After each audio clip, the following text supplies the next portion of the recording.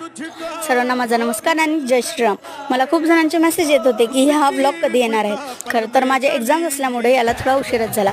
तर आज मी आपल्या नांदुऱ्यातील हनुमानजीची मूर्ती आणि तेथील बालाजी संस्थान याच्याबद्दल थोडीफार माहिती सांगणार आहे।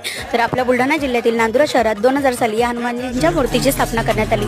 ही मूर्ती तब्बल 105 फूट उंच आहे आणि 2003 मध्ये लिम्का बुक ऑफ वर्ल्ड रेकॉर्डमध्ये या उंच हनुमान मूर्तीची नोंद करण्यात आली। गेल्या 24 वर्षापासून या ठिकाणी हनुमान जयंतीनिमित्त विविध कार्यक्रम राबवले जातात।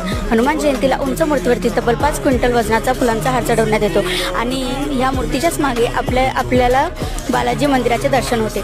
मंदिराच्या मुख्यद्वारावरती भगवान विष्णूंचा विश्वरूप दर्शन आणि सोबतच कृष्ण आणि अर्जुन यांचे सुद्धा दर्शन होते। आतमध्ये गेल्यावरती भगवान बालाजीचे दर्शन होते। त्यांचं रूप बघून असं वाटतं की आपण तिरुपती बालाजीलाच पोहोचलो आहे। तिथे आणखीन अजून खूप छोटे छोटे देवालय आहे, पण तिथे व्हिडिओ काढण्याला मनाई होती म्हणून मी व्हिडिओ तेथील काढू शकले नाही। खरं तर मी सुद्धा या मंदिरात पहिल्यांदाच आले होते।